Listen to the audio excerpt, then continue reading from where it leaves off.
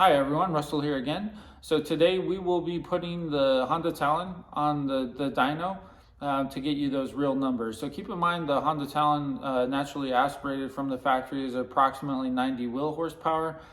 With the Jackson Racing Turbo Kit, it is 120 wheel horsepower in sport mode and 125 wheel horsepower in AT mode. So very, very bizarre that the Jackson Flash has actually detuned the sport mode and gives you less power. Never heard of this in any type of vehicle ever before. So we're just going to kind of get the real numbers, the information out to everybody, and let you decide, if you want to spend $6,000 to go from 90 wheel horsepower to 125 wheel horsepower. Also, it's been an absolute pleasure spending the week out here. Not just the week, but I've been talking with Chad for a long time, and Chad at Dr. Power Sports and Andy over there are probably some of the most knowledgeable Honda Talon people in the entire world. And I really appreciate them taking their time and sharing their experience and knowledge and kind of help us get the Honda Talon to a much, much higher level. So the next video will be the complete engine build and the new dyno runs after that engine build. So stay tuned and thank you for watching. All right, so I'm here with Chad Deutsch here in Cedar Falls, Iowa. We're going to be running the Jackson kit on his dyno. So Chad Deutsch is the owner of Dr. Power Sports, the local dealer here in Cedar Falls. He is also the driver behind the Honda Talon and the 2021 AXCC National Champion. So Chad's helping me out with the engine build, but before we do anything, we're going to start out with the dyno. We have the Jackson Racing kit here with the stock muffler on it.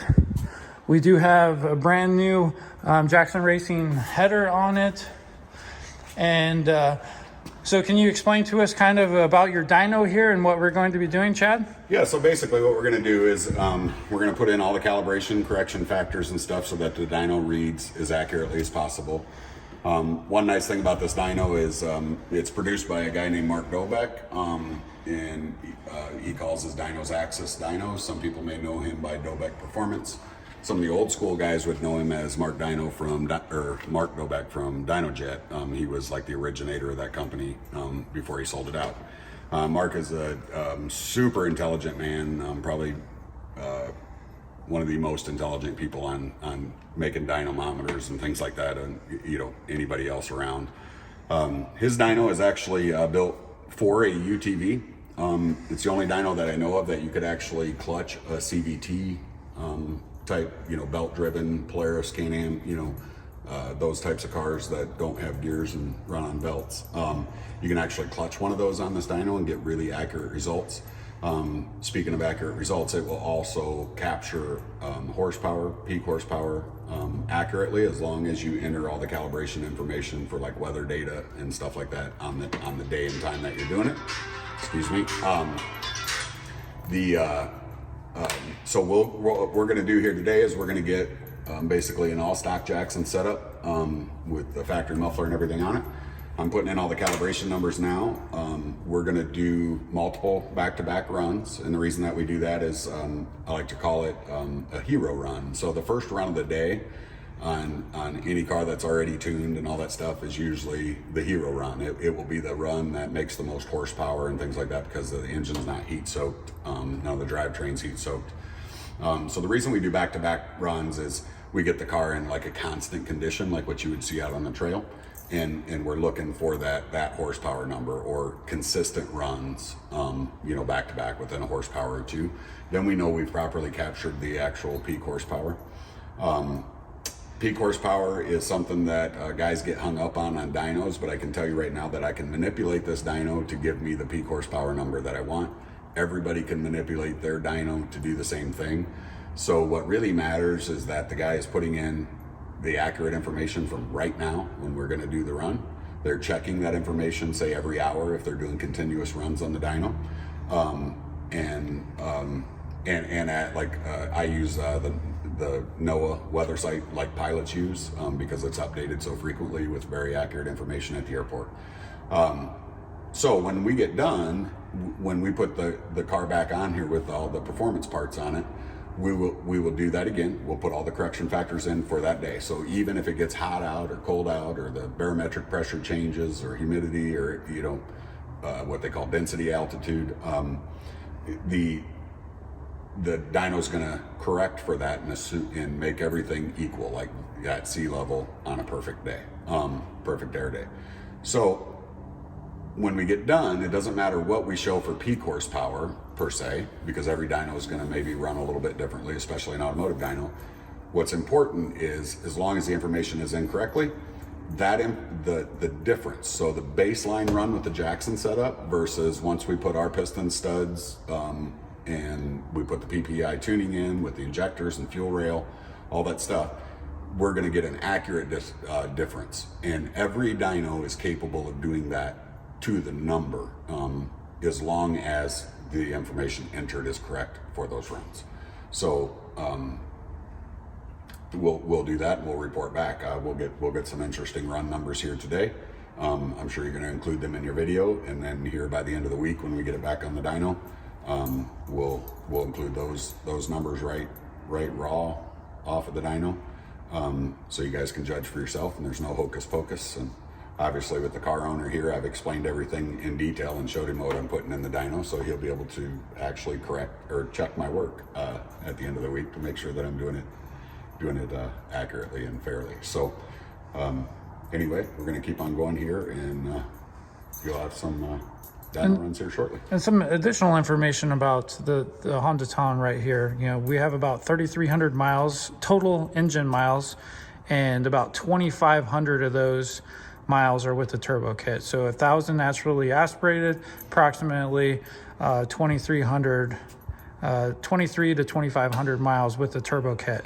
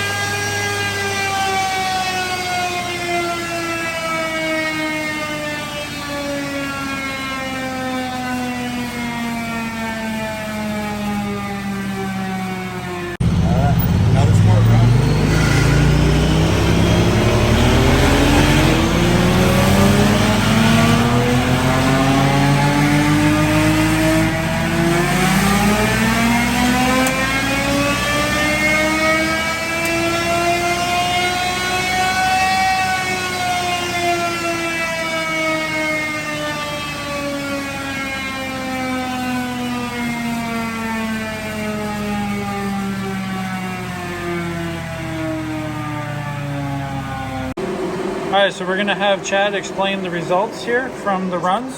So basically, if you look, you're going to see the the wheel speed across here, right? So as we accelerate, it's kind of tracking that. But mainly, what we're looking at is we're looking at horsepower and engine torque versus speed. So that's what you see here: engine torque, horsepower, speed.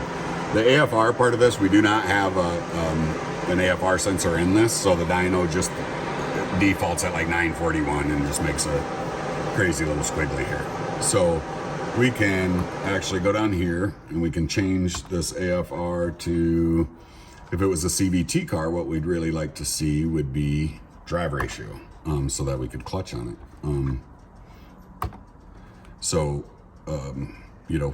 We can see where the drive ratio is at any given speed, depending on which gear it's in. Now this is a gear car, so it's not going to play into it so much, but it kind of does, because we can actually do simulated horsepower runs on this. Like, so if we want to know if the changes that we made the car accelerate faster, we can put this graph into a more detailed state, and we can see if the change we made actually made it accelerate 0 to 60 faster, for example. So we could use drive ratio, to help us determine some of that, but this is really important on a CVT car. But back to the Talon. So you're going to notice all these lines are somewhat consistent. It just depends on what gear we were in when we hit the 30 miles an hour to start the dyno run. And then each one of these dips is going to be a shift. And you see like the yellow and blue, right? The yellow and blue, that's going to be one run. And just for giggles off camera, we did a manual paddle shifter. We put it in manual mode and did a paddle shifter and tried to run it as close to what Jackson's rev limit is as possible. And you can see even, with me in the car, an amateur, a professional driver, whatever you want to call it, hitting the paddles, I can't shift the car as good as the computer can shift the car. So, when I'm racing, I actually do the DCT schedule in my car to shift like a race car. So it aggressively downshifts, it holds the gear on the upshift, everything you'd want it to do, but it does it perfectly. So it doesn't have to rely on my human error to hit the rev limiter and just dump the horsepower. So anyway, we just did that just for fun, just to kind of show you guys, but I promise you, you're not as fast as the computer is. So all of these runs, you get the orange line and the purple line. Those are signifying the torque, and then the other one's signifying the horsepower. So you see that as it shifts through gears. This dyno calculates, because it can calculate drive ratio and everything.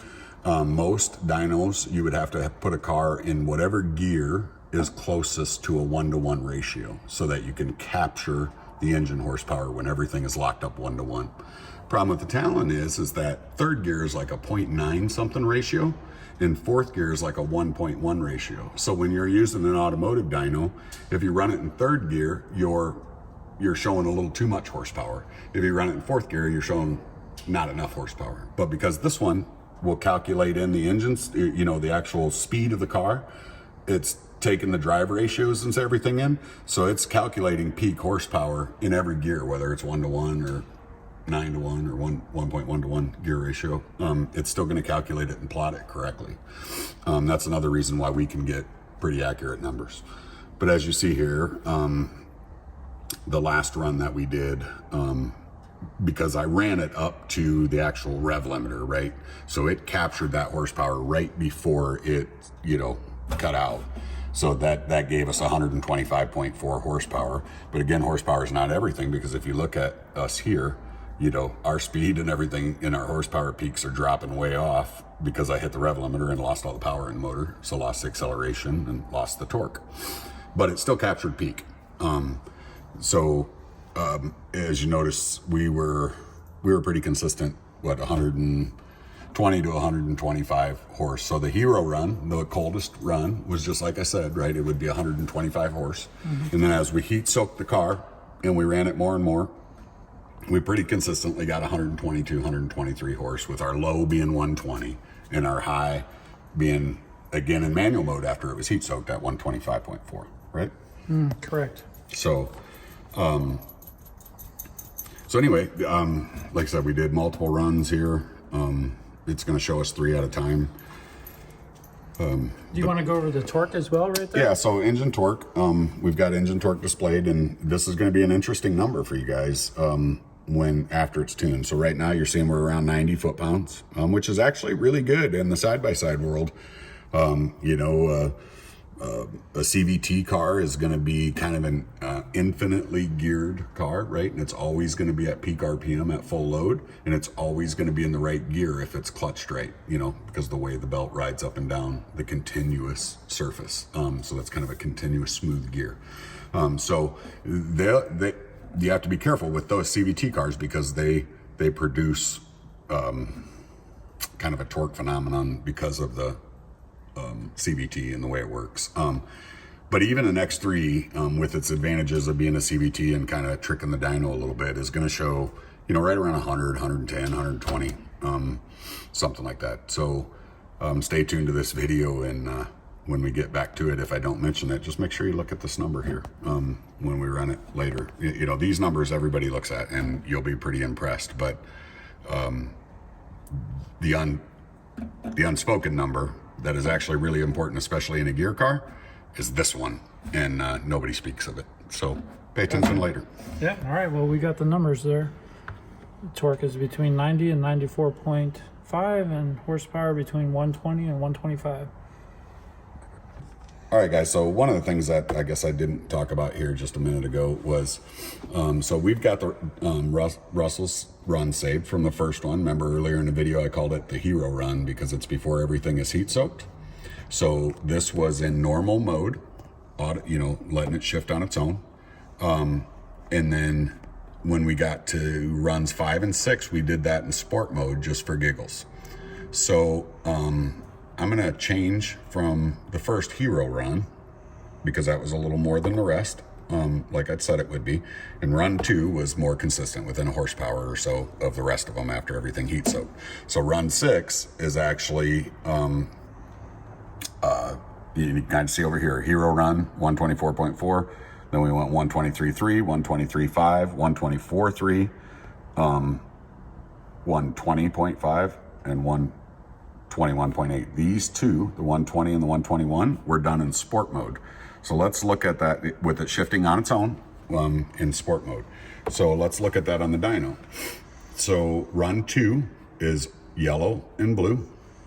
So we've got the yellow line is horsepower, and the blue line is torque. So as you watch the yellow and the blue line kind of go up here, you're going to see we hit a 123.3 and we hit 93 engine torque. So on a turbo car especially, you would assume that when you put it in sport mode, it's going to hold the shift to a little bit higher RPM, which is going to put more shaft speed on the turbo because the exhaust going by it faster should boost at least quicker, even if it's wastegating it, right? But you would assume that maybe there'd be a timing bump or something like that in sport mode, because all of that's, you're capable of doing all that inside the Honda ECU, setting up basically more timing, less timing in sport mode or whatever. But the interesting thing here is on the stock tuning for this turbo kit, we consistently lose a couple of horsepower in sport mode. On the stock tuning from the Jackson racing kit. Yes, yeah. So, yeah, I mean, it's only a couple of horsepower, but realistically, if the tune was what you would think of industry standard, it would be holding the RPM to maybe more of a higher performing, RPM level, whatever, which it does. It shifts out at a little bit higher RPM, but it peters out and loses horsepower, and it didn't capture it anywhere in the RPM scale. If you look at the orange and the purple line, it outperforms it everywhere, and that's just on factory normal mode, let it shift. So very just unusual. The sport mode is producing less horsepower than standard mode. Especially on a turbo car. It's a little bit unusual. So, I don't know if that's just the detail in their tuning or lack thereof. Maybe they just use sport mode to up the shift points and the quicker downshift or whatever and did nothing else with the tuning. I mean, that could be still a little bit odd, because you'd think with the more RPM, kind of holding it, that the turbo would be a little more responsive and whatever, or at least, matching at a peak level. And this will start to make more sense after we get all the rest of your stuff done and we get good tuning on it that's tuned kind of industry standard and properly, map-based tuning, you're going to see that your horsepower number will start, like your peak horsepower number will start at like 4,000 RPM, and we won't shift your trail car out, but at like 10,000 or 10,500, because it's unnecessary, because like most cars, their horsepower curve will go up, and then at a certain RPM, they'll start to tail off. On a Honda, with proper tuning, the strange thing is that it'll go up in that 4,000 horsepower range, and it'll just be like a straight line across the graph up to like 10,000 RPM. It has no real tail off after you get good tuning. It's a pretty neat deal, actually. I mean, the torque will tail off because torque comes in lower, but horsepower stays high, which will be pretty interesting, and we'll go over that in more detail once we have it on the screen. So.